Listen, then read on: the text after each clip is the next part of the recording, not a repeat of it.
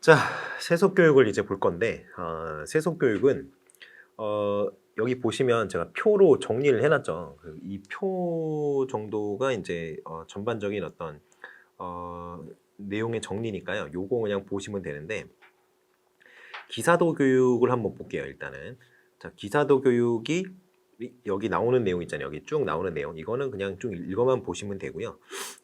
일단은 뭐 기사라고 하면은 우리가 뭐 그 영화에서 보는 뭐그 예의를 숭상하고 그 부녀자와 약자에 대한 어떤 보호라든가 이런 거 상상을 많이 하시는데, 실제로는 그렇진 않았죠. 그런데 여러분이 이제 중세 시대의 어떤 그 잘못된 것, 잘못 알고 계시는 것 중에 하나가 초약권이라고 있습니다. 초약권. 이 초약권이 뭐냐면요. 어떤 사람들이 결혼을 해요. 그러면 그 영주, 그 지역의 영주가 이 결혼한 신부 있잖아요. 그 신부와 첫날 밤을 보낼 수 있는 권리가 뭐 초약권이 있었다, 이런 식으로 잘못 알고 계신 부분이 있는데, 그런 건 없었습니다. 이거는 어디서 퍼진 그런 건지 모르겠어요. 근데 이런 초약권 없었으니까요. 초약권 이런 거가 있었다, 이런 식으로 생각하시면 안 돼요. 이런 얘기는 틀린 얘기이기 때문에 이런 거를 혹시 뭐 쓰게 되면 큰일 납니다. 뭐 물론 여러분들이 이 교육사와 관련된 어떤 문제를 접할 일은 거의 없을 테니까 그런 거를 쓸 일도 없겠지만, 아무튼 혹시 뭐 초약권과 관련된 뭐 궁금한 게 있으면 좀 잘 찾아보세요. 초약권은 없었습니다. 자, 아무튼 그렇고요. 뭐 여기 이제 그 각종 이제 상식처럼 이렇게 뭐 각주에 써놨죠. 이게 얼마나 말이 비쌌는지 뭐 이런 것들, 그런 것들 써놨는데 그냥 쭉 읽어보시면 됩니다. 자, 여기 부분부터는 좀 중요해요.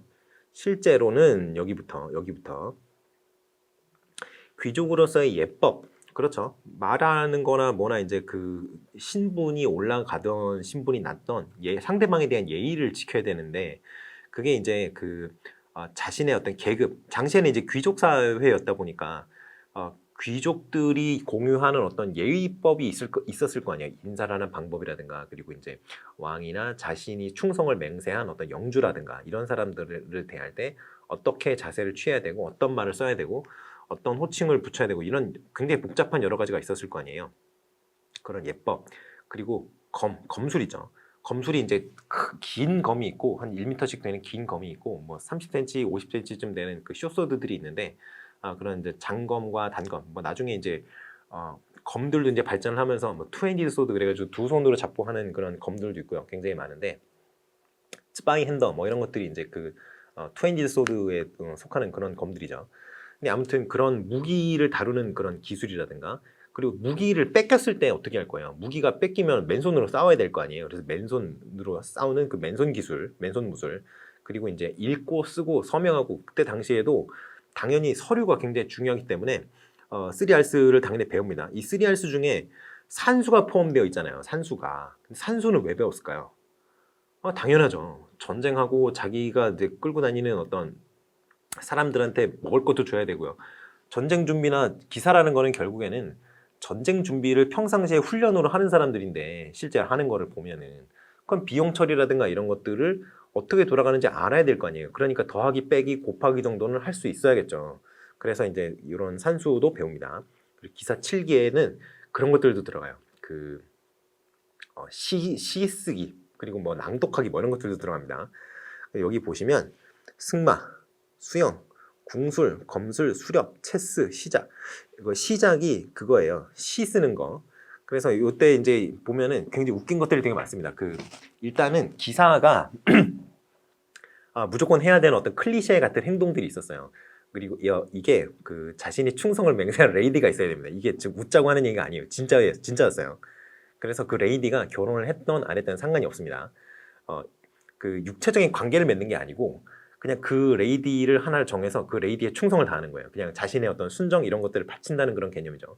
그리고 그 밑에 가가지고 그 레이디가 이제 기거하는 그 방 밑에 가가지고, 보통 레이디면은 귀족일 거 아니에요. 상대편도 그 방 밑에 가가지고 이제 세레나데 이런 걸 부르면서 뭐 편지도 좀 보내야 됩니다. 편지를 보내야 되는데 꼭 눈물 자국이 있어야 돼요. 그래서 이렇게 물을 찍어가지고 눈물 흘린 것처럼 이렇게 만들어서 실제로 편지를 보내고 이런 것들이 있어요.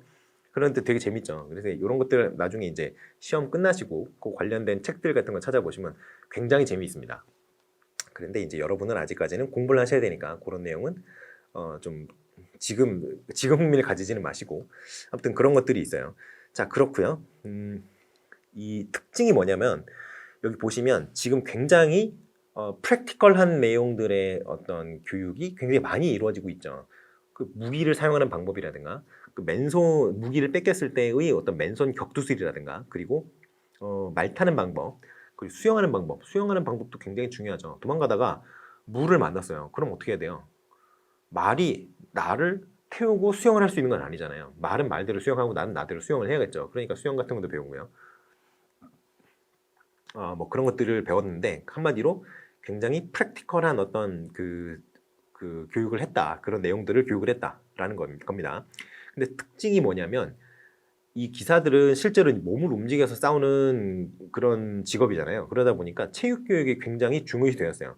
일반적으로 중세 시대의 어떤 다른 교육들은 이런 체육 교육에 대한 어떤 강조는 거의 없었습니다. 몸 쓰는 거 말고 이성을 굉장히 강조하는 그런 시대였기 때문에 이성의 강조는 쭉 고대 그리스 시절부터 쭉 이어져 내려온 어떤 계보예요. 그런데 중세 시대에도 이 이성에 대한 강조를 했기 때문에 그리고 그 이성을 통해서 여러 가지 이제 학문을 익히고 라틴어를 익히고 성경을 읽고 뭐 이렇게 해서 그 신의 말씀을 지켜야 천국에 갈 수 있다라고 믿었잖아요. 천국을 가려고 진짜 노력을 많이 했던 시대고 그러니까 체육이 좀 많이 무시가 됐었는데 기사 같은 경우에는 실제로 이제 칼 들고 나가서 싸워야 되니까 이 체육이 굉장히 중요시됐다 이런 좀 특징이 있습니다. 자 그리고요 이제 대학이 나옵니다. 대학이 나와요. 유니버시티라고 하죠. 근데 이게 고등교육을 담당을 하잖아요. 지금도 그렇고 옛날에도 그랬는데요. 지금은 이제 대학원이 사실 이 옛날의 대학의 그 느낌이 많이 가깝죠. 사실 점점 그 상급 교육기관에 진학하는 진학률이 높아지다 보니까 그리고 우리나라 같은 경우에는 진학률이 뭐 전체 수험생의 70%가 넘죠. 우리나라 대학교 진학하는 그 진학률이. 그러다 보니까 뭐라 그래야 되나요? 예전에는 진짜 대학교만 나와도 학사 학위를 갖고도 대학 교수하는 사람들이 있었죠. 우리나라도 그랬어요. 그런데 지금은 학사 학위 갖고 대학 교수 이거 어불성설이죠. 그렇게 점점 요구하는 그 어떤 그 자격증의 기준치가 점점 높아진다는 겁니다. 학사 학위가 여러분 학위 증서 받았잖아요. 그리고 이제 교육대학원 나오신 분들 보시면 석사 학위증이 나와요. 그리고 대학교에서 박사 하신 분들 박사 학위증이 따로 나옵니다. 그렇게 나오는데 아무튼 그렇습니다. 그래서 지금은 좀 이게 어디까지 얘기하다 여기까지 왔는지 모르겠는데 무슨 얘기하다 여기까지 왔는지 모르겠는데 아무튼 그래요. 그렇게 해서 이제 대학교가 이제 발전을 해요. 근데 이게 이 얘기하다 그랬군요. 그 고대 그리스 보면은 그 리세움이라든가 수사학교 이런 거 있었다 그랬죠. 그리고 이제 로마 시절에도 뭔가 학교들이 있었잖아요. 근데 그 학교들이 이제 그리스 망했잖아요. 학교도 없어지겠죠. 그리고 로마도 망했죠. 그럼 로마에 있었던 학교들 어떻게 되겠어요? 없어졌겠죠. 그런데 이제 그렇게 고등교육기관이 없었다가 이제 고등교육기관이 새로 생긴 것들이 기독교 그 교회 학교들, 그렇죠. 그 대성당 학교나 아니면 수도원 학교 이런 것들이 생겼었는데 그거 외에도 그건 이제 종교기관에서 이제 만들어 놓은 학교고 이제 민간에서도 이제 학교를 만든 거죠. 그게 바로 대학입니다. 근데 이때는 건물이 따로 있는 거는 아니었어요. 지금처럼 막 언제 번드르르한 어떤 건물이 있었던 건 아니고 뜻이 있는 사람들, 돈이 있으면서 그 배우고 싶어하는 사람들이 쭉 모여가지고 유명한 학자들을 초대를 합니다. 초대를 해서 이제 배우는 그런 형태였죠. 그러다 보니까 건물 형태도 뭐 지멋대로인 경우가 굉장히 많았죠. 자, 아무튼 그래요.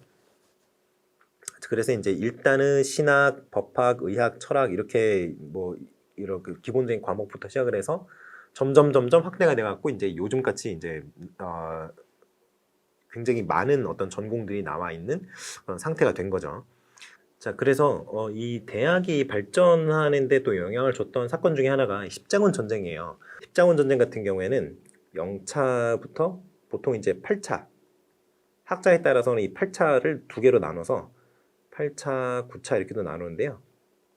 아무튼 요 영차 같은 경우에 또 넣는 사람이 있고 안 넣는 사람이 있어요. 이게 왜 그러냐면 영차는 민중 십자군이라 그래가지고 공식적으로 어떤 영주들이나 어떤 왕들이 군대를 전부적으로 싸움하는 군대를 모아가지고 간 게 아니고 이거는 그냥 진짜 민간인들이 지네끼리 몰려가서 우아하고 갔다가 전멸한 그런 십자군이기 때문에 요거는 넣는 사람도 있고 안 넣는 사람도 있어요.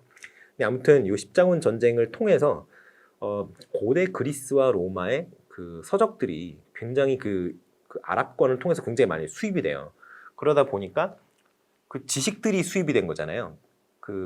르네상스가 아니라 그 중세 시대의 어떤 기독교 가톨릭 교회의 어떤 지배 하에서 무시되고 있었던 과거 헬레니즘 시대의 어떤 지식들이 쏟아져 들어오면서 아까 스콜라 철학이 발전했던 것 중에 스콜라 철학이 발전하는 과정에 플라톤과 아리스토텔레스의 철학과 논리학 이런 것들이 들어갔다 그랬죠. 그게 바로 이 십자군 전쟁의 영향을 본 겁니다. 자, 아무튼 그래요. 그래서 이제 십자군 전쟁이 그 중세 대학의 설립에 큰 영향을 준 측면이 있습니다. 옛날에는 몰랐던 건데 내가 뭘 모르는지 몰랐던 상태였고 이런 지식들이 들으면 이제 사람들이 배우고 싶어하는 사람들이 있을 거 아니에요. 사람이라는 게 원래 자기 향상심이라는 게 굉장히 있잖아요. 내가 모르는 게 있다. 그러면 그 모르는 걸 알고 싶어하는 사람들이 있죠. 모르는 거를 귀찮다고 넘어가시는 귀찮다고 그런 거 난 몰라 귀찮아 신경 안 쓸래 이렇게 하는 사람들도 있지만 모르는 게 있으면 그게 뭐야 신기한데 공부해 봐야지 이렇게 되는 사람들이 있단 말이죠. 옛날이나 지금이나 똑같아요. 그러다 보니까 새로 접하는 뭔가 신기한 지식 같은 게 있으면 공부하고 싶은 게 있죠. 그리고 그런 걸 공부했던 사람들이 당시에도 학자가 되었었고 그런 학자에게 또 배우고 싶어하는 사람들이 있었던 거죠. 그런 사람들이 만들어낸 게 바로 이 대학입니다. 자, 그리고요. 자, 여기도 보시면 이제 92페이지 아래쪽부터 이제 93페이지 이런 것들 그냥 이런 것들은 쭉 읽어만 보시고요. 재미가 있을 거예요. 이런 것들 보시면 그냥 재미있게 읽어보시고 이쪽부터 보시면 되겠습니다. 이 대학의 발달 형태. 이게 사실은 대학이 조합이에요. 조합. 교사와 학자의 공동체라고 했었어요. 예전에는 이 정식 명칭이 뭐 나라에서 정하거나 교회에서 정한 건 아닌데 그렇게 불렀다는 거죠. 이게 왜 공동체냐면 아까 돈과 뜻이 있는 사람들이 모여서 돈을 모아서 학자를 초빙했다 그랬죠. 선생님을 초빙했다 그랬죠. 그러니까 이게 돈을 모은 거잖아요. 돈을 객출을 한 거잖아요. 그러니까 공동체가 될 수밖에 없는 거죠. 자, 그런데 이 조합의 형태를 띠고 있었다고 했는데 조합의 형태를 띈 이유가 좀 웃깁니다. 이게 학자가 학식이 높다 그래서 항상 도덕적인 건 아니잖아요. 우리 다 알고 있잖아요. 그런데 실제로 웃기는 게 뭐냐면 돈을 받아요. 강의료를 받는단 말이죠. 굉장히 고가예요. 강의료를 받는단 말이에요. 받아놓고는 야반도주라는 놈이 있어요. 이러니까 어떻게 해요? 야반도주라면 잡아야 될 거 아니에요. 그래서 조합의 형태를 띈 겁니다. 조합은 이게 이 도시가 이렇게 있으면 도시가 이렇게 다 막혀 있고 도망갈 곳이 이렇게 한 곳밖에 없으면 그쪽으로 다 몰려가면 되는데 그 평지에 이렇게 땅이 이렇게 사방팔방 어디로 도망갈지 알 수가 없으니까 여러 명이 출동을 해야 될 거 아니에요. 이렇게 도망갔어요. 여기 다 가봐야 될 거 아니에요. 어디로 가는지 모르니까 도망에 성공했으면 어디로 가는지 모르니까 도망에 성공한 거잖아요. 그래서 웃기는 게 아무튼 그래요. 그렇게 해서 조합의 형태를 띄었던 이유가 혹시라도 수업료를 받고 나서 속된 말로 짤까봐라고 하는 거죠. 도망갈까봐. 자, 그렇다고 생각하시면 되겠습니다. 그런데 이제 웃자고 하는 소리의 반, 실제 기록된 것들 반 이렇게 좀 얘기를 해봤는데 아무튼 이제 대학교 내에서는 라틴어를 썼어요. 라틴어를 썼습니다. 공식 언어가 라틴어예요. 근데 학자 정도가 되려면 라틴어를 모국어처럼 쓸 수 있거든요. 이 정도 되면. 그때 당시에도 유럽에서 최고의 지성들이었던 사람이 이 대학교의 교수로 초빙이 되었던 건데 그쯤 되면은 당연히 라틴어 정도는 뭐 그냥 너무너무 쉽게 모국어처럼 쓸 수 있는 거죠. 그러다 보니까 이 대학에서 강의를 하다가 계약 기간이 끝났어요. 다른 데 가서 또 강의해도 됩니다. 왜냐하면 라틴어를 쓰면 되니까. 그리고 교육을 받는 사람들도 지금처럼 뭐 20살 이런 사람들이 아니고 뭐 40살, 50살 이런 사람들도 돈만 내면 다 들어갈 수 있었어요. 지금은 수능 봐야 되니까 못 들어갔겠지만. 아무튼 그래요. 그래서 교육을 받는 것도 라틴어로 받으니까 그때도 어느 나라 사람이든 프랑스 사람이든 독일 사람이든 이탈리아 사람이든 아무 교육받는데 아무런 문제가 없었던 거죠. 공식 언어가 라틴어로 딱 정해져 있으니까. 자, 그렇습니다. 웃기는 게 또 대학이 교육기관인데 제가 아까 그 40살이든 50살이든 어떤 사람이든 다 교육을 받을 수 있다 그랬잖아요. 물론 진짜 그렇게 나이가 굉장히 많았던 많았던 거는 아니고요. 일부 있었다는 거죠. 그런데 대부분 이제 아직 젊은 나이의 청년 정도죠. 한 20대 초반 정도 되는 그런 그 뭐 어떤 귀족 가문의 어떤 넷째, 다섯째 아들 뭐 이런 사람들이 이제 대학에 많이 갔어요. 왜냐하면 물려받을 게 또 없단 말이에요. 형들이 다 물려받고 형이나 누나 같은 경우에 뭐 지참금으로 결혼할 때 지참금으로 가져가고 재산 가져가고 형은 또 상속받고 이러는데 한 넷째, 다섯째 이렇게 되면은 물려받을 게 없어요. 위에서 다 털리고 없단 말이에요. 그러니까 이런 뭐라도 있어야지 뭐 돈을 벌어먹고 살 거 아니에요. 그러니까 이런 여기를 갔는데 문제는 아빠가 귀족이란 말이에요. 아빠 귀족이면 대체로 기사랑 비슷한 경우가 많죠. 기사인 경우가 많죠.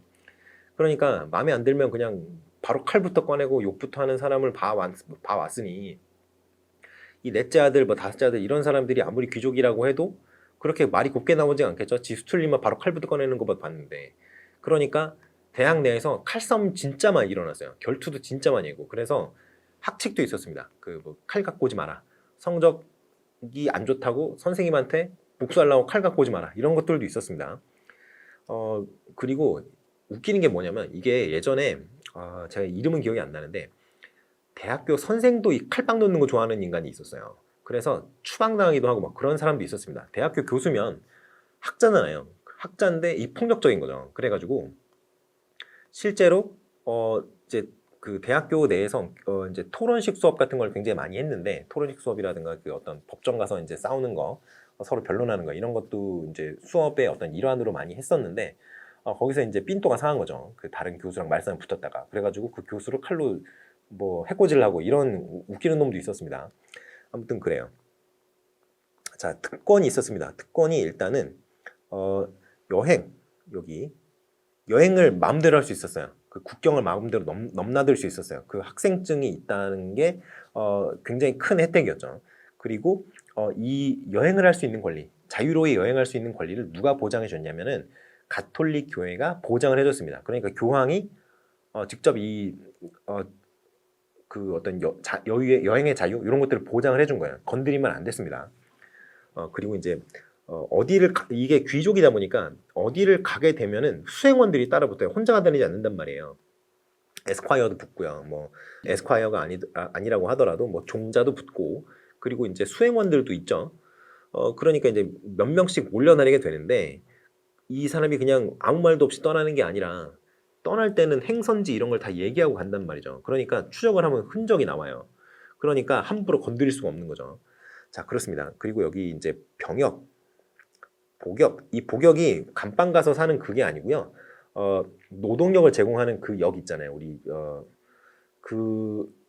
노역을 했다 할 때 그 역이 바로 이 노역입니다. 그리고 세금 내는 거 이런 것들 다 면제를 해줬어요. 학생 때는. 그리고 대학교 내부에서 일어난 사건에 대해서는 대학이 직접 판결을 내릴 수가 있었습니다. 그런 어떤 여러 가지 이제 특권이 있었죠. 그리고 학위 수여권, 총학장 자치 선출권 이런 것들이 이제 권리로서 인정이 되었죠. 근데 보시면 이 대학이 어딘가 있을 거 아니에요. 초기에는 그냥 선생님을 초빙을 해서 어떤 대충 건물 하나 거기 안에 모여가지고 이제 서로 이제 강의를 하고 토론을 하고 이렇게 했다면 점점 대학에 오고 싶어하는 사람들이 많아지고 대학의 규모도 커질 거 아니에요. 이 대학들도 학문이라는 게 계속 발전을 하다 보니까 전공이 뭐 처음에는 뭐 4개 이렇게 시작을 했지만 점점 철학에서 갈라져 나오고 이렇게 하면서 점점 전공도 늘어날 거니까 지금처럼 뭐 많은 전공이 있지는 않았던 시대지만 아무튼 그럴 거 아니에요. 그러니까 대학의 규모도 물리적으로 커지는 거죠. 재학생 수도 늘어나는 거고 재학생 수도 늘어나고 건물도 많아지고 그럴 수밖에 없죠. 그런데 대학교 다니는 사람이 누구라 그랬죠? 귀족 자제들이잖아요. 돈이 많아요. 일반 서민에 비해서 훨씬 많죠. 그러다 보니까 주변 상권이 굉장히 풍족하게 이제 그 귀족들이 떨구는 돈이 많으니까 굉장히 이제 많은 혜택을 보게 되는 건데 만약에 대학교 다니는 사람들이 좀 마음에 안 드는 짓을 했어요. 주변 상권 그런 거 마음에 안 드는 짓을 했다. 그러면은 어떻게 하느냐? 그러면 이제 불매운동 이런 거 하는 거죠. 그래서 아무튼 그 대학생이라고 해서 뭐 존경을 받았던 건 아니지만 당시에는 대학교를 졸업했다면 그 사람은 지성인으로 그때 당시에는 굉장한 존경을 받았습니다. 이게 학습이 굉장히 어렵기 때문에 그래요. 모든 것을 처음부터 끝까지 다 외우어야 시험을 볼 수 있는 그런 시대였기 때문에 굉장히 좀 어려웠죠. 아무튼 그렇고요. 이렇게 대학의 영향 이런 것들 쭉 보시면 되는데 요거가 좀 중요합니다. 그리스 문화와 지식을 계승 전달하는 역할 요거 중요하고요. 그리고 아랍 문화를 유럽에 소개하는 문화의 전달자 이런 것도 했고요. 그리고 자유로운 학문 연구기관 이런 것도 좀 중요하고요. 이쪽도 있습니다. 언론의 자유. 왜냐하면 대학 내부에서는 학문을 하는 거잖아요. 학문을 하는 거니까 뭐 어떤 교황이나 교회의 어떤 정책이라든가 이런 거가 잘못됐다고 생각을 들면은 비판도 하고 할 수 있고 막 이런 식이었어요. 물론 그런 비판을 지금 우리가 생각하는 그런 비판 그렇게 하는 거는 아니고 다른 신의 말씀을 비추어 봤을 때 신의 말씀을 성경에서는 이렇게 얘기를 하고 있는데 그런 것에 비추어 봤을 때 이것과 어디가 안 맞는지 우리 한번 같이 얘기를 해보자 이런 식으로 돌려서 비판을 했었죠. 야 교황 걔가 미친 듯한 거 아니냐? 이런 식으로 얘기할 수가 있는 그런 시절은 아니었어요. 그래서 비판이나 이런 것들이 가능했다. 그런 정도로 생각을 하시면 되겠습니다. 자, 그 다음에 도제교육이 있어요. 도제교육은 진짜로 굉장히 서민교육에 가까웠던 그런 교육이죠. 도제교육 같은 경우는 우리가 길드라고 하는 거 있죠. 여러분들 게임 해보시면 뭐 MMORPG 이런 거 해보셨으면 길드 뭐 아주 오랜 옛날 게임인데 리니지 같은 거 해보시면 혈맹 뭐 이런 거 있죠. 길드라고 얘기하는 거. 그 모여서 어떤 세력을 형성하잖아요. 그 길드가 바로 여기서 나오는 겁니다. 동업자 조합이에요. 동업자 조합. 그래서 이 동업자 조합 길드는 세 가지 세 가지 종류의 구성원들이 이루어져 있어요. 도제, 이 사람이 이제 학습자죠. 이제 배우는 사람이에요. 학생이죠. 그리고 장인, 선생님. 도장인, 선생님의 선생님. 이런 식으로 생각하시면 됩니다. 이 장인이 경력이 많이 쌓이고 기술이 많이 좋아지면 도장인이 돼요. 그렇게 해서 수공업 당시에는 이제 공업이 아니었을 공장 생산이 아니었고 모두 수공업으로 생산을 했었으니까요. 그 기술이라든가 이런 것들을 다 이렇게 1대1로 아니면 1대2 정도 최대한 생각을 한다고 하더라도 그렇게 해서 이제 뭐 어떤 기술을 전수를 받는 그런 식이었죠. 근데 이게 교육받는 사람과 교육하는 사람의 비율이 굉장히 낮았잖아요. 뭐가 낮았냐면 교육하는 사람이 한 명이라고 하면은 교육받는 사람들이 기껏해야 뭐 한 두세 명 많아봐야 예를 들어 이제 대장간 얘기를 한번 해볼까요? 대장간 같은 경우는 좀 규모가 큰 곳은 클 수 있겠지만 보통 이제 거기 안에 장인이 뭐 한 명 내지 두 명 있을 거 아니에요. 결국엔 동업을 하지 않는 이상 뭐 한 명이겠죠. 장인 같은 경우. 그리고 그 밑에 있는 그 밑에서 이제 배우는 이제 교육받는 도제들이 대장간 영상 유튜브 이런 데서 찾아보면은 여러 명이 한꺼번에 그 공동 협업을 하기는 하죠. 그렇기 때문에 한 뭐 4명, 5명까지도 있을 수 있는데 아무튼 그래봐야 10명이 채 안 된단 말이죠. 그러니까 굉장히 인텐스하게 대면 접촉이 이루어집니다. 대면 접촉이 이루어지고 대면 교육이 이루어져요. 그런데 이게 여기서 배우는 게 직업 기술을 배우는 거잖아요. 직업 기술을 배우는 거다 보니까 어떤 그 실용적으로 그 직업 활동을 하기 위해서 필요한 기술들도 배울 수 있을 뿐더러 그리고 도제 교육이라고 한다면 어깨너머로 보고 배우는 게 진짜 많단 말이죠. 왜냐하면 어떻게 하는지 실제로 관찰하고 그 관찰한 데이터를 토대로 학습을 하는 거니까 관찰 학습 형태란 말이죠. 말해주는 것도 있지만 그렇다 보니까 여러 가지를 학습을 하게 되죠. 어떤 그 스승님의 어떤 말투라든가 스승님이 어떤 사고하는 방식이라든가 스승님이 행동하는 어떤 그 행동 방식이라든가 이런 것들을 굉장히 많이 배우게 되는 거죠. 그래서 좀 전인 교육의 특성도 가지고 있습니다. 이 도제 교육 같은 경우에는. 자, 그리고 이쪽 도제 교육의 이 정도 보시면 될 것 같아요. 전문적인 직업 교육, 그리고 시민학교와 도시학교의 발달을 촉진했다. 그리고 교육의 대상이 서민으로 확대되었다. 그리고 이제 교회로부터 완전히 분리됐죠. 이 생산 계급이다 보니까 교회가 가르치는 어떤 종교적인 어떤 그런 것들, 기독 철학에 근거한 어떤 그 여러 가지 학문들이라든가 뭐 철학이라든가 이런 거에 초점을 맞추는 게 아니라 실제로 사용할 수 있는 기술을 배우고 그리고 그 기술을 사용해서 물건을 만들어내는 게 초점이다 보니까 교회랑은 좀 큰 교회에서 터치를 할 일도 없고 교회가 뭐 교회에 터치 받을 일도 없고 이런 거죠. 그리고 제도적인 공장 교육 그리고 산업 발전의 토대를 제공했다. 뭐 그리고 요거는 요 두 개는 세모고요. 요 정도가 이제 좀 중요한 특징이라고 보시면 될 것 같아요. 자, 그리고 시민 교육이 나왔습니다. 시민 교육 같은 경우는 아까 대학 말고 그 도시가 있었어요. 예전에도 그 폴리스 같이 아예 도시 하나가 국가인 그런 거는 아니고요. 자유도시 이런 것들이 있었습니다. 자유도시가 뭐냐면 영주가 따로 없는 거예요. 관리직으로서의 어떤 행정관은 있었지만 시장 같은 개념이 있었지만 어떤 그 지배하는 측면의 어떤 영주 이런 그 영주라든가 이런 건 없었습니다. 그래서 수도원학교나 교회 학교 이런 데를 보냈었는데 이런 사람들이 근데 도시 내부에 있는 학교에서 교육하면 더 좋지 않겠냐 이런 생각이 충분히 나올 수가 있죠. 왜냐면 멀리 안 보내도 되니까 돈이 많이 들죠. 그러니까 이제 돈이 많이 드니까 아무리 이제 신흥 유한 계급이라고 신흥 유한 계급이라고 하더라도 여기서 유한 계급 할 때는 돈이 있다는 겁니다. 이 신흥 유한 계급이라고 하더라도 뭐 전통적으로 오랫동안 부를 축적해온 어떤 귀족 가문과는 다르죠. 결국엔 평민이란 말이에요. 그러다 보니까 재력이라든가 이런 거에 한계가 있고요. 그리고 이 사람들은 직접 뭐 장사를 하거나 뭘 하거나 해가지고 자신이 일을 해서 돈을 벌어야 되는데 그 수입이 딱 끊길 수도 있잖아요. 사업하다가 망하면 쫄딱 망하는 거죠. 그러니까 여러 가지 부담이 되죠. 자신의 자녀를 굉장히 멀리 떨어진 곳까지 유학을 시킨다는 게. 그러니까 도시 안에서 하면 얼마나 좋겠냐. 선생님을 초대하면 되지 않을까. 이런 식으로 해서 나온 게 이제 이런 그 도시 학교들입니다. 여기 보시면 도시 교육 고유의 시립학교, 타운스쿨이라고 돼 있죠. 타운스쿨, 머니시펄 스쿨 뭐 이런 것들이 있는데 이런 것들이 세워졌다라는 거예요. 그래서 도시학교 같은 경우에는 아무래도 교회에 붙어 있는 어태치먼트로서의 학교가 아니고 그러다 보니까 굉장히 세속적인 측면이 훨씬 강해질 수밖에 없죠. 그 수도원 학교나 뭐 이런 그 교회에서 운영하는 그런 학교에 비해서 그리고 실제로 가르쳐야 되는 어떤 선생님들도 고용을 할 수 있어 고용을 하고 교장도 뽑고 뭐 이런 식으로 해서 그 도시 자체에서 운영하는 그런 학교였다고 생각하시면 되겠습니다. 자, 요것들이 있어요. 그 일단 모국어 학교, 뭐 라틴 학교 이런 것들이 이제 이 시립학교의 어떤 종류라고 보시면 될 것 같아요. 시민교육 같은 교육기관 같은 경우에는 이런 것들이 있어요. 뭐 의원학교, 라틴어학교, 공중학교 이런 것들이 있어요. 문법학교 이런 것들이 밑에 이렇게 해놨으니까 이거 그냥 보시면 됩니다. 중요한 거는 이거죠.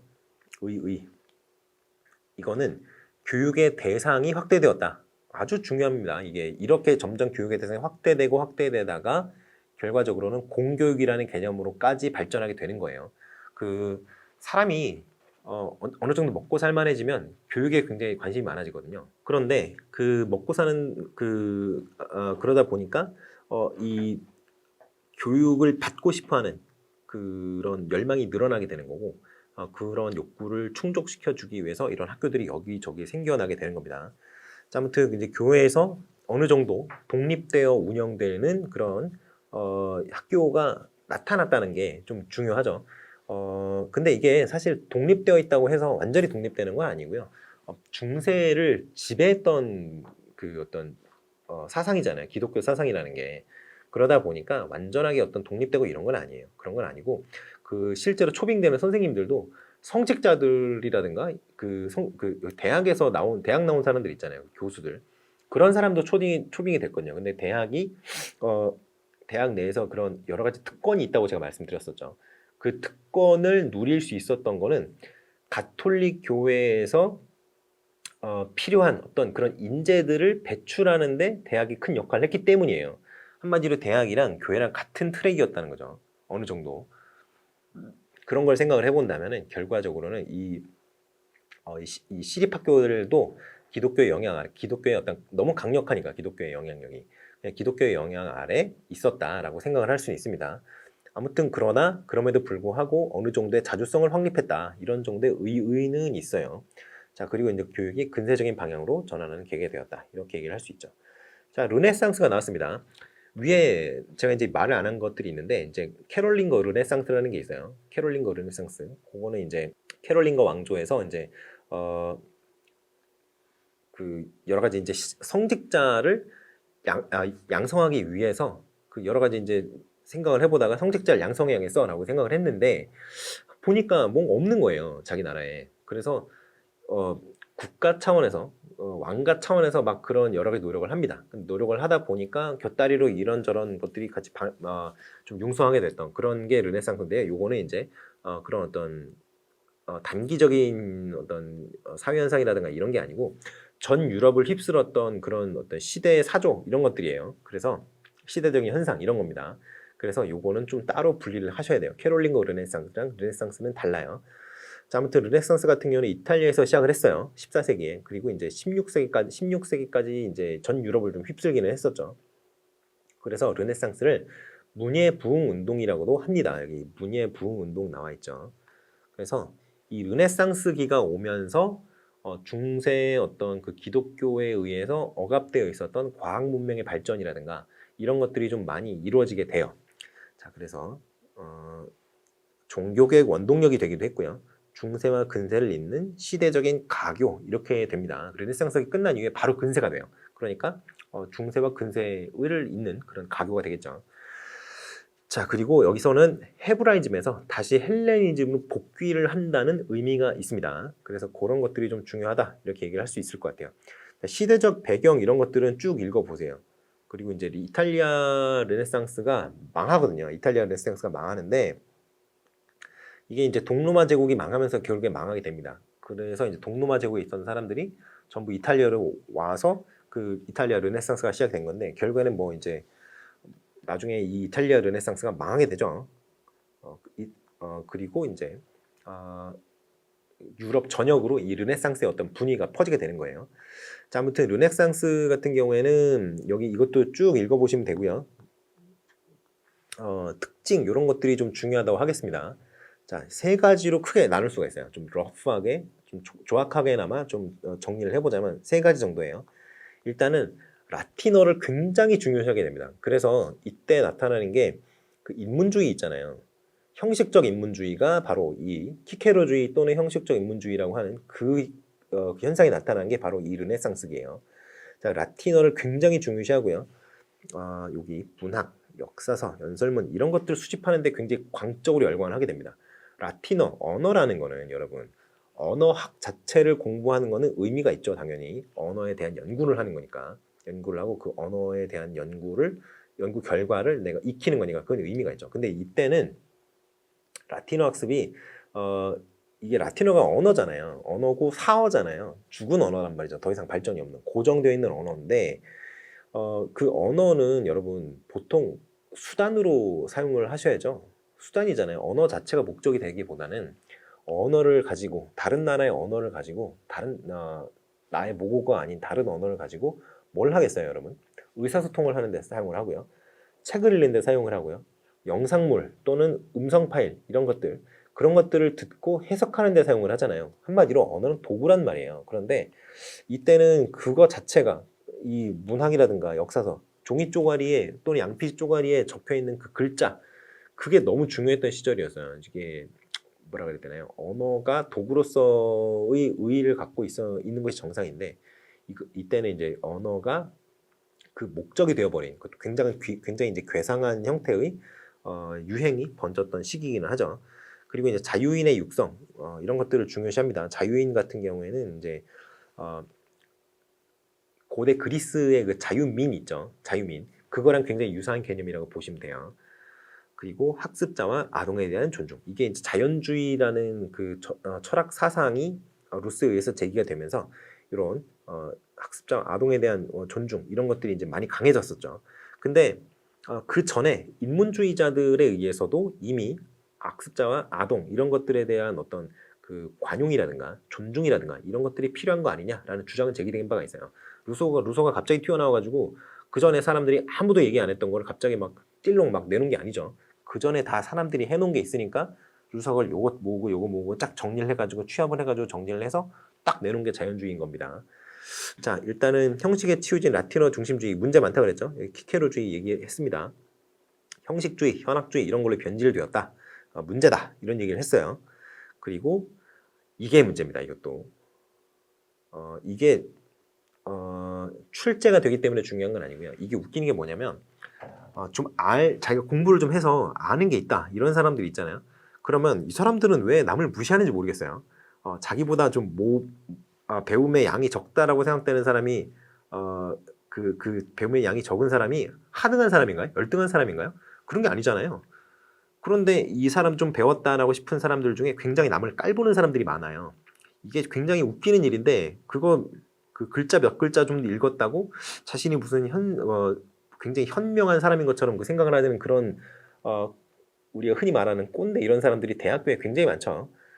안 그런 분들도 굉장히 많습니다만 이런 분들도 아직도 굉장히 많아요.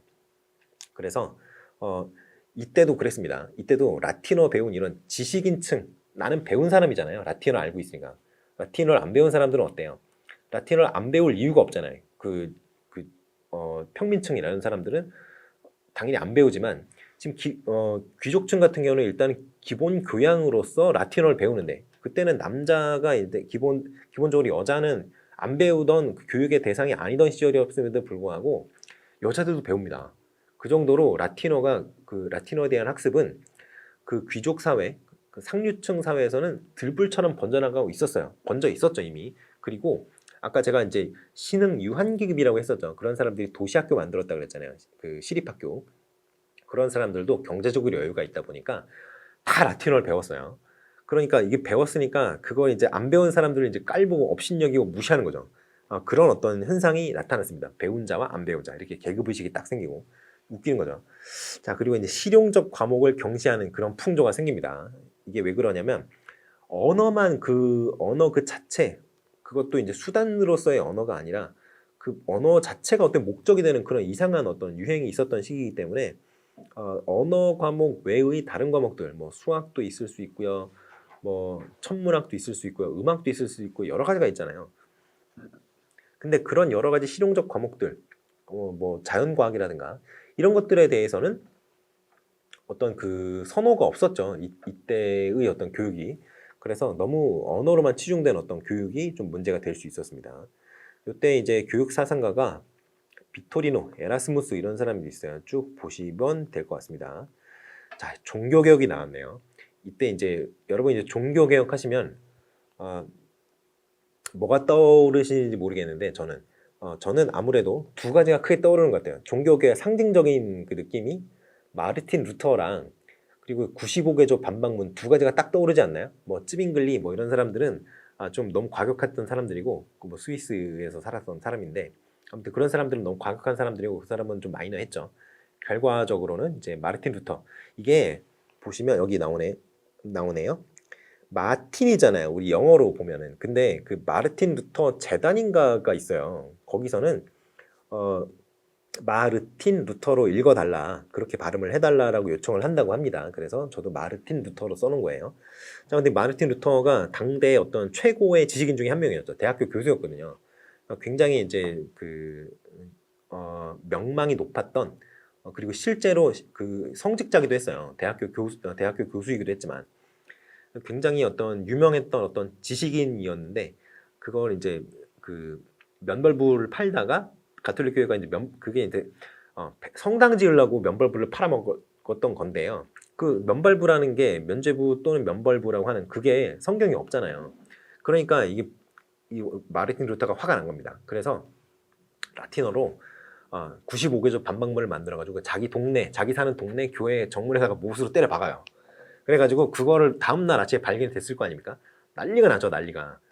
그래가지고 이제 그때부터 바로 종교개혁의 어떤 불길이 타오르기 시작했다. 이렇게 생각하시면 되겠습니다. 물론 마르틴 루터가 갑자기 뛰어나와서 그렇게 막 혼자 막 화가 나가지고 그렇게 한 건 아니고요. 그 전에부터도 이제 종교개혁의 어떤 그 시도들이 계속 있었어요. 왜냐하면 이게 천년이나 그 지속해 오던 어떤 뭐라 그래야 되나요? 그 사회 전반에 대한 어떤 지배적인 어떤 영향력 이런 게 1000년 이상 지속되어 왔잖아요. 그러다 보니까 원래 우리가 물이 고이면 썩는다 그러죠. 가톨릭 교회도 그렇게 썩어버린 겁니다. 그래서 굉장히 이제 매관매직, 당시에는 성직이죠. 성직을 사고 팔고 이런 것도 굉장히 심했고, 농민들에 대한 어떤 수탈 이런 것도 굉장히 심했어요. 왜냐? 신이 시켰기 때문에. 그게 가능했던 거죠. 왕이 시킨 거 이런 것보다 더 강력하죠. 왕은 사람이잖아요. 근데 이건 신이에요, 상대방은. 신의 말씀을 내가 시행한다는데 그거 어떻게 거부를 합니까? 그러니까 너무너무 힘들었죠. 그런 것들을 계속 우리가 바뀌어야 된다, 자정해야 된다 이런 것들에 대한 얘기가 있었어요. 그랬는데 그것들이 이제 쭉 모여서 그런 얘기하면서 이제 기존의 어떤 가톨릭 교회 입장이 달랐던 사람들이 이제 마녀 사냥하듯이 이렇게 몰아가가지고 내쫓아버리거나 파면한다거나 죽여버리거나 이런 식으로 많이 했었기 때문에 그게 제대로 이루어지고 있지 않다가 당대 최고의 지식인이자 가톨릭 교회의 어떤 성직자인 마르틴 루터가 이놈들 안 되겠어. 이대로 두면 안 되겠어. 이렇게 생각하면서 95개조 반박문을 써가지고 때려 박았단 말이에요. 그러니까 이제 거기서부터 이제 격발이 되었다라고 얘기를 할 수 있는 거죠. 자, 아무튼 그렇습니다. 그래서 쭉 지나가고요. 자, 사회적 요인. 요게 장원제와 봉건제 요 틀을 위해서 일단 당시 유럽의 어떤 경제가 다 이루어지고 있었어요. 근데 장원제가 뭐냐면 장원이라는 게 있습니다. 그래서 이렇게 영역이 이렇게 있어요. 그래서 여기 성이 있고요. 성이 뭐 이렇게 생겼겠죠. 이렇게 뭐 생겼겠죠. 그리고 여기 농지들이 있어요. 이게 하나의 장원이에요. 근데 이 영지에서 이렇게 여기 이 농토에서 실제 농사를 짓는 사람들이 농노였죠. 농노. 이 농노들은 왜 농노라고 하냐면요. 이 사람들이 실제 노예는 아니었어요. 그런데 거주 이전의 자유라든가 이런 것들이 굉장히 제한되어 있었죠. 그 거주 이전의 자유를 살고 있는 지역을 옮기려면 허락을 받아야 돼요. 누구한테요? 여기 사는 얘한테, 영주한테. 그래서 노예 같은 어떤 특성을 띠고 있었기 때문에 농노라고 했던 겁니다. 물론 노예는 아니에요. 그런데 이게 무너지는 현상이 무너질 수밖에 없었던 것이 두 가지 요인이에요. 하나는 흑사병, 패스트라고 불리는 거 있었죠. 그때 엄청나게 죽었거든요. 그러니까 농사를 이 장원제가 잘 굴러가야 한마디로 그 농산물이 잘 생성이 되어야 이 영주가 자신의 재력을 유지를 할 수가 있는데 근데 이 사람 여기 있는 사람이 반이 죽은 거야. 그러면 어떻게 되겠어요? 농사 지을 사람이 없잖아요. 농사 지을 사람이 애를 뭐 낳는 거 쑥풍쑥풍 뭐 아무렇게 하면 자기 낳고 싶은 대로 다 낳나요? 그렇게 낳을 수가 없잖아요. 그러니까 그리고 이제 영주들도 많이 죽었어요. 그러니까 이제 주인 없는 땅 공석으로 영주 일가가 싹 다 죽고 이러면은 공석이 되잖아요. 그러니까 이제 그 땅이 탐나니까 쳐들어갔다가 또 병 걸려 죽고 이런 경우가 굉장히 있었죠.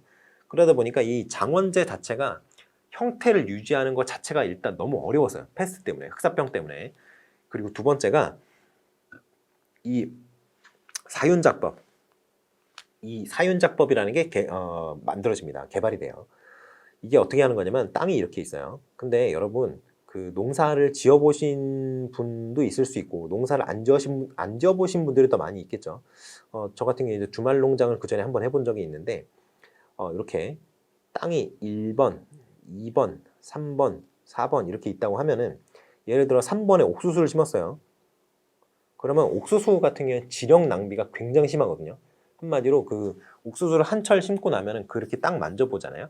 어떻게 되냐면 굉장히 촉촉하게 비료 뿌리고 그 비료가 여러 가지 종류가 있어요. 화학 비료도 있고 그 가축에서 나오는 분변 있잖아요. 분변. 그걸 가지고 만들기도 해요. 예를 들어서 닭의 분변을 가지고 만든 거는 개분이라고 하고요. 그리고 이제 그 우분, 뭐 돈분 이런 것들도 있어요. 근데 보통 개분을 많이 사용을 하죠.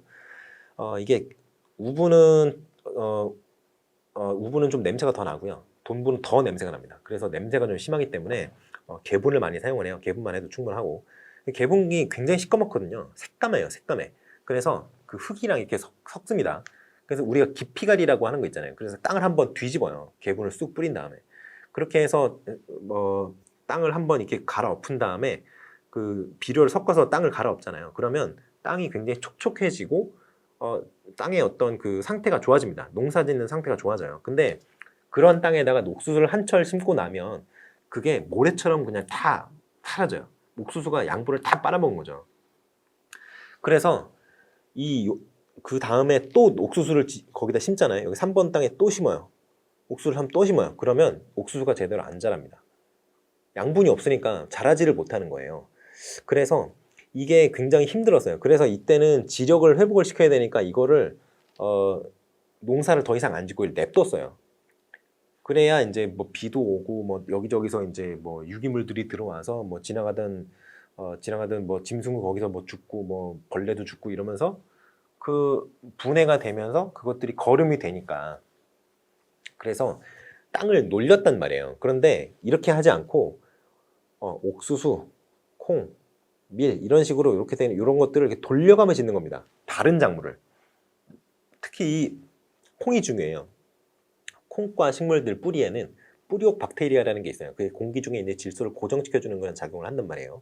그래서 지력 낭비가 심한 식물을 한번 심었으면 그 다음에는 콩을 심고 그 다음에 뭐 또 다른 걸 심고 이렇게 해서 돌아가면서 그 농사를 짓는 방법이 바로 이 사윤작법입니다. 사윤작법을 하니까 그전에는 농노들이 자신에게 농사를 시켜줘야 영주가 농사를 시켜줘야 자신이 벌어먹고 살 수 있었을 거 아니에요. 근데 지금은 농사 지을 사람이 너무 부족한 거예요. 영주들이. 그러니까 예전에 농사 지을 사람이 많았으니까 너 마음에 안 들어. 너 이번에 농사 지지 마. 영주님 제발 먹고 살아야 되지 않겠습니까? 살려주십시오. 이렇게 했던 그 시절이 있었는데 농사 지을 사람이 없으니까 영주가 야 너 농사 왜 안 짓냐? 힘들어서요. 아파서요. 야 그래도 농사를 지어야지. 이렇게 관계가 역전이 된 겁니다. 거기다가 심지어 사윤작법이 나왔어요. 그러다 보니까 밭을 묵힐 필요가 없잖아요. 계속 딴 걸 심으면 될 거 아닙니까? 그러니까 영주가 더 이상 이 농민들을 어떤 농노로서 묶어놓을 수 있는 그런 상황이 아니게 된 거예요. 기술의 발전이 바로 이러한 어떤 그 인간의 어떤 자유를 보장해주는 그런 특성이 있는 거죠. 저는 아주 테크놀로지를 굉장히 찬양하는 사람 중에 하나인데, 그래서 인간의 자유를 인간이 인간으로서 권리를 누리기 위해서는 이런 기술 발전이 있어야 된다는 겁니다. 아무튼 그래요. 그러다 보니까 장원이 아니라 그냥 자기 밭대기에 있으면 거기서 내가 마음대로 농사를 지어 먹을 수 있으니 영주한테 손을 빌릴 필요가 없죠. 그러니까 이제 이 기존의 어떤 유럽 경제를 떠받치고 있었던 장원제 그리고 봉건제 이런 것들이 의미가 없어지게 되는 겁니다. 자 그러다 보니까 이 자신의 땅에서 나오는 소출만으로도 자신의 사유재산이 축적이 가능해진 거죠. 농노로서 묶여 있었던 사람이 농노가 이제 아니게 되고 자기 재산을 축적을 할 수 있게 되고, 그렇다면은 부지런한 사람들은 남보다 더 재산을 빨리 축적할 수 있었겠죠. 그러면 부자가 될 거 아닙니까? 부자가 되면 뭘 하고 싶어진다고요? 교육을 받고 싶어 하죠. 신분 상승을 하고 싶어 하는 거예요. 사람들은 신분 상승 욕구가 있으니까. 그렇게 되는 것들이 바로 이 르네상스랑도 굉장히 밀접한 관련이 있다는 겁니다. 자, 그리고 이제 이때 르네상스가 딱 일어나면서 그때 인문주의 그리고 인간 중심 사상, 왜냐하면 이 인간 중심 사상의 가운데에는 인간의 이성에 대한 어떤 그 믿음 이런 것들도 분명히 존재해요. 그리고 이때 이제 그 십자군 전쟁이 이제 동서라고 해봐야 그 아랍권과 유럽권인데요. 일단 유럽이 이쪽에 그 서쪽에 있고 아랍이 동쪽에 있었잖아요. 그러니까 동서 교류는 맞긴 맞죠.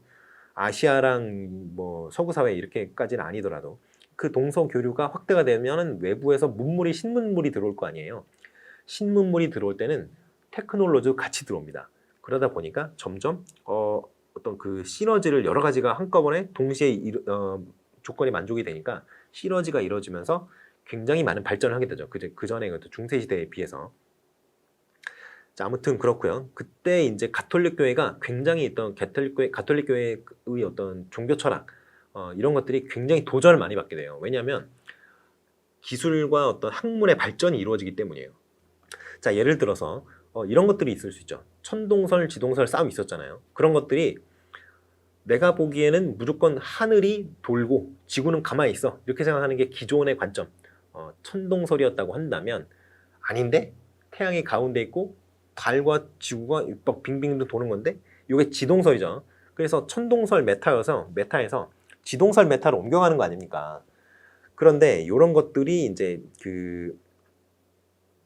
실제로 이제 가톨릭 교회의 어떤 교리 그런 지구가 가운데 있다는 건 신이 축복한 곳이기 때문에 지구가 가운데 있는 거 아니에요. 신이 직접 만든 곳이기 때문에 온 우주의 중심이 지구다라고 생각하는 거잖아요. 근데 아니야. 그거는 말이 안 되는 얘기야. 계산해 보면 천동설이 아니라 지동설이 맞아. 이렇게 나오는 어떤 도전이 일어나는 거잖아요. 근데 이런 것들이 너무 많이 생긴다는 겁니다. 너무 많이 생기면 어떻게 해야 돼요? 기존의 어떤 신학 철학으로 해설이 안 되는 부분에 대해서 충분히 이론적이고 이성적이고 논리적인 대답을 할 수 있기 위해 가톨릭 교회의 교리를 뜯어 고쳐야겠죠. 그래서 나온 게 바로 그 스콜라 철학이라는 겁니다. 그런데 그게 그런 논리적이고 이성적인 그런 설명을 하려고 노력을 하다 보니까 결과적으로는 르네상스 종교개혁 이런 걸 촉발시켜버린 그 자기가 자기 목을 조른 꼴이 돼버렸죠. 자, 그렇게 됩니다. 그리고 이제 종교개혁의 어떤 영향, 이게 종교개혁 같은 경우에는 마르틴 루터가 촉발시켰다고 말씀을 드렸잖아요. 근데 마르틴 루터가 얘기했던 주장했던 얘기 중에 만인 제사장설 또는 만인 사제설 이런 것들이 있습니다. 이게 뭐냐면 마르틴 루터 자체가 본인이 가톨릭 교회의 성직자이자 대학교 교수였어요. 근데 가톨릭 교회 성직자니까 교황이 임명한 그 성직자의 어떤 증서가 있단 말이에요. 그러니까 그 엉뚱한 데서 튀어나온 게 아니라 교회 그 가톨릭 교회 성직자이자 대학 교수인 정도면 굉장히 지위가 높습니다. 대학 교수면 학식이 높은 거거든요. 그냥 단순히 성직자가 아니라. 근데 이 마르틴 루터 같은 경우에는 내가 생각하기에는 성서를 굳이 사람들이 성직자를 통해서 읽어야 돼? 아닌 것 같은데? 본인이 읽으면 안 돼? 이렇게 나오는 거거든요.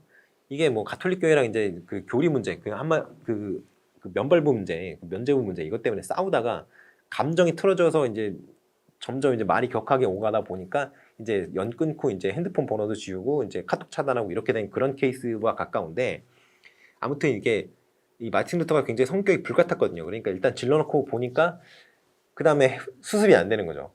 그래서 이제 결과적으로는 이렇게 성서 그냥 읽으면 돼. 읽어서 직접 신께 기도를 하면 야훼께 기도를 하면 신이 전지전능한데 다 들어주시지.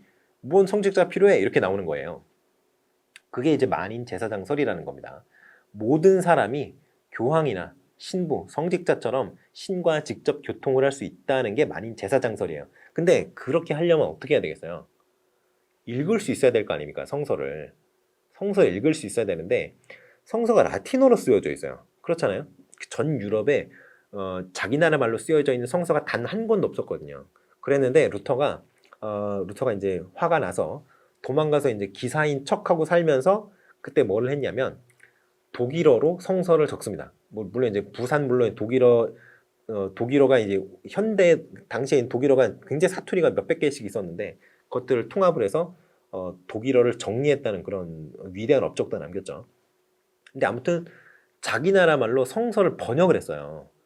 그러면서 이제 읽고 쓸 수 있어야 되니까 그 성서를 읽을 수 있어야 되니까 모든 사람이 제사장이 되려면 모든 사람이 읽을 능력이 있어야 될 거 아니에요.